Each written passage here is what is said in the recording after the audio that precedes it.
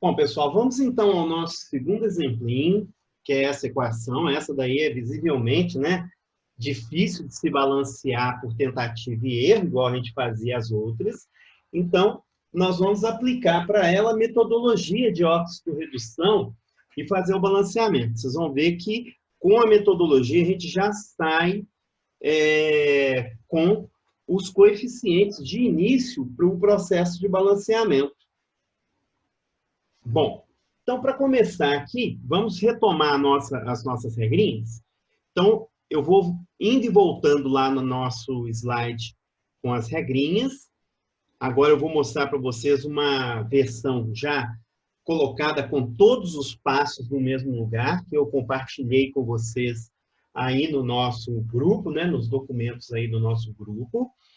E aí, vamos começar fazendo, né, o primeiro passo, determinar o NOx dos elementos da equação química e verificar quem sofre oxidação e quem sofre redução. Bom, para a gente poder fazer isso, nós vamos ter que sair calculando o número de oxidação de todos os elementos químicos, de todas as substâncias que estão envolvidas aqui, né? Agora, eu queria já começar a chamar a atenção de vocês para algumas coisas, né? Eu já chamei a atenção de vocês disso num exercício e gostaria de chamar a atenção de novo aqui, que vai acontecer o mesmo caso aqui. Então, considere as substâncias que têm esse grupo SO4 aqui, ó, do enxofre. Repara que esse grupo está se repetindo em quase todos os casos aqui, né? Então, eu já sei que o enxofre, ele é um elemento químico que não sofreu variação de carga aqui. Por quê? Porque ele manteve essa estrutura. Eu vou escrever aqui em cima. SO4, ele é o íon sulfato, ele tem carga 2-. SO4, 2-. Então, note, a carga do enxofre ela é constante aqui o tempo inteiro, porque o número de oxigênios em torno dele é 4. Quer ver? Olha só, vamos calcular aqui, né? Então, aqui é 8-. Aqui tem que dar 2-, então o enxofre aqui tem que ser 6-. O enxofre ele é 6+ o tempo inteiro aqui. Não tem nenhum outro composto de enxofre envolvido nesse processo. Então, eu já posso não pensar no enxofre. Potássio e sódio, tanto potássio quanto sódio, eles são elementos da família 1A, a carga deles é 1+ em qualquer composto em que eles aparecem, né? Então, eu também posso deixar o sódio e o potássio de lado, vamos dizer assim, na hora da gente pensar em quem está variando a carga, né?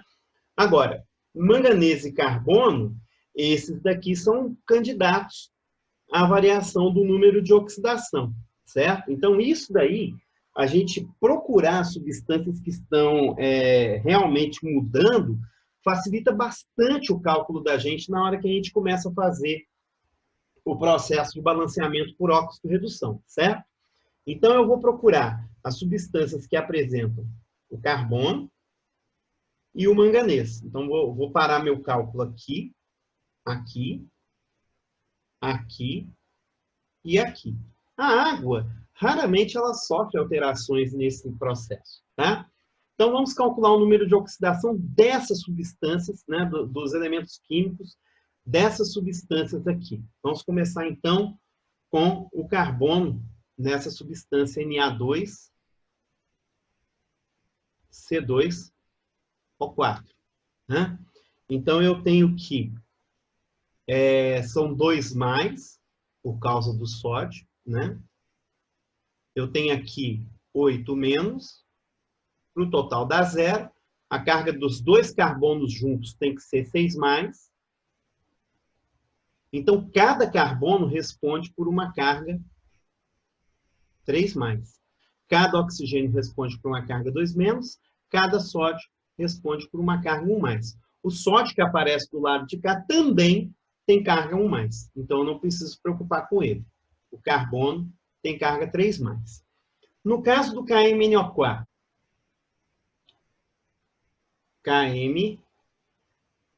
KMNO4. Então, eu tenho que o K é 1+, o oxigênio, são 4 oxigênios, vezes 2, 8-, total 0. Então, quer dizer que o manganês tem que ter carga 7+. Então, note, potássio é 1+, oxigênio é 2-, e o potássio individualmente tem carga 7+. Do lado de cá, eu tenho MnSO4. No caso do MnSO4, vamos ver. Esse pedaço SO4, ele é 2-. Então, o manganês tem que ser 2+, para o total dar 0. Agora, se você quiser calcular usando o enxofre, você vai ver que vai dar na mesma. Ficaria aqui 8- com mais 6 e mais 2, que daria 0. Tanto faz. Saber a carga desses pedaços de molécula é muito interessante, que agiliza o nosso cálculo. E no caso do CO2, eu tenho aqui 2 oxigênios, cada oxigênio 2-, então 4-. Para o total dá 0, carbono tem que ser 4+. Então, note, eu já tenho aqui os elementos químicos que mudaram a carga deles, né? Então, já vou assinalar aqui eles nas nossas fórmulas da equação. Então, o carbono aqui, ele passou de uma carga 3+ para uma carga 4+, e o manganês, vou fazer aqui em outra cor, ele passou de uma carga 7+ para uma carga 2+. Nosso próximo passo: traçar os ramais de oxidação e redução e verificar o número de elétrons envolvidos. Já vamos aproveitar e montar o quadro para oxidação e redução, né?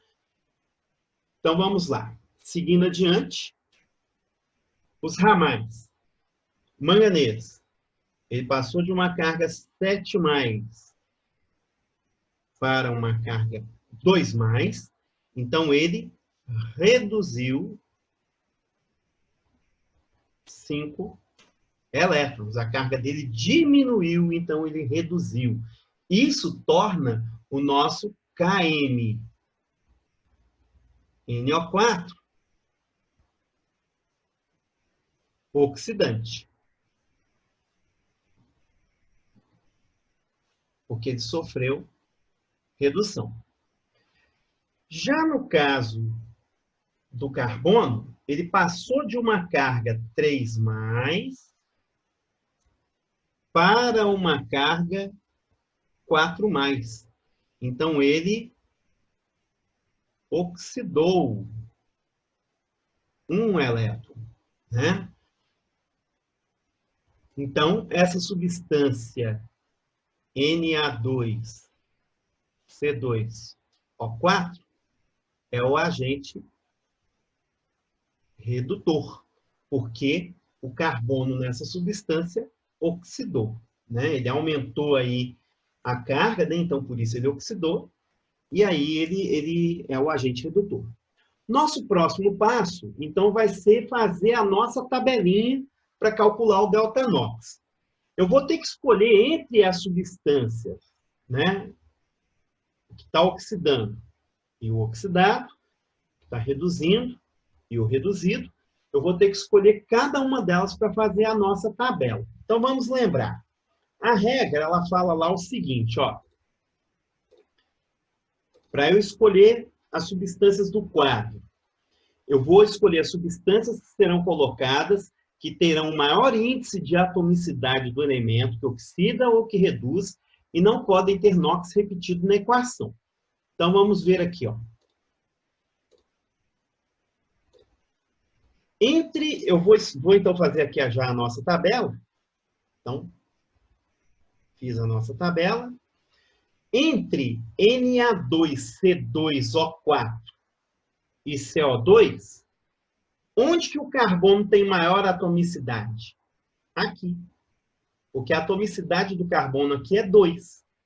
A atomicidade do carbono aqui é 1. Então, nesse caso, eu vou ser obrigado a escolher essa substância, porque o carbono aqui tem 2. Então, eu vou escrever aqui, ó. Na2C2O4. Entre KMNO4 e MnSO4, tanto faz. Aí, quando a gente cai nesse caso do tanto faz, eu vou usar um macete aqui, uma dica, que é a seguinte. Onde é que eu tenho mais substâncias? Eu tenho mais substâncias do lado de cá. Então, a minha possibilidade de balanceamento é maior do lado de cá do que do lado de cá. Então, eu vou escolher aqui. Então, eu vou ficar com MnSO4. Ah, mas eu quero escolher o KMnO4. Sem problemas, tá? Mas eu prefiro escolher num lugar onde eu tenha mais possibilidade de fazer balanceamento. Então, vamos lá. Manganês ele passou de 5 mais para 2 mais. Ele reduziu 5 elétrons. Então, eu vou escrever aqui, ó, 5 elétrons vezes... Eu tenho um átomo de manganês aqui. 5. Já o nosso Na2C2O4, aqui houve a oxidação de um elétron. Então, um elétron vezes 2 átomos, porque são 2 carbonos. Então, 2. Bom, eu vou acertar agora o número de elétrons. Eu vou pegar esses 2 aqui, ó, e vou colocar aqui na frente. E vou colocar esses 5 aqui na frente. Quando eu faço isso, o número de elétrons vai ser acertado, tá? Porque, olha só, 5 vezes 2, 10 elétrons foram doados. Não é isso? Então, 10 elétrons doados. Aqui, 2 vezes 5, 10 elétrons recebidos. Certo? Isso significa que eu vou pegar esses 5 e colocar aqui na frente. E esse 2 aqui, eu vou colocar ele aqui na frente. Então, eu tenho já agora os coeficientes para poder iniciar o nosso balanceamento.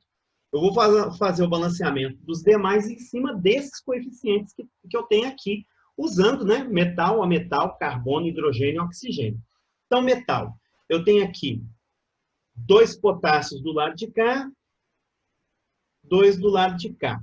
2 manganês, 2 manganês. 5 vezes 2, 10 sódios. 5 vezes 2, 10 sódios. Bom, próximo aqui vai ser o não metal. Enxofre é o nosso não metal aqui. Então, vamos ver quantos enxofres eu tenho do lado de cá. Eu tenho aqui 2, com mais 5, 7, e mais 1, 8. Então, eu vou multiplicar aqui o H2SO4, ácido sulfúrico, por 8, certo? Próximo, carbono. Eu tenho aqui 5 vezes 2, 10 carbonos. Então, eu vou escrever aqui 10 CO2.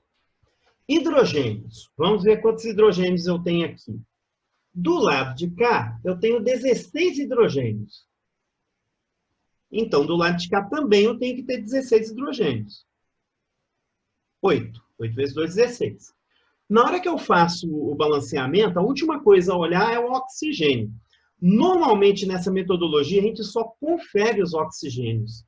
Se der de um lado e do outro o mesmo número de oxigênios, o balanceamento está terminado, certo? Então, vamos ver. Eu tenho aqui 20 oxigênios, com mais 8 oxigênios aqui, e aqui mais 32 oxigênios. Então, eu tenho no total 60 oxigênios. Então, do lado de cá, eu também tenho que ter 60. Vamos ver. Eu tenho aqui, então, 4 mais 20 mais 8 mais 20 e mais 8.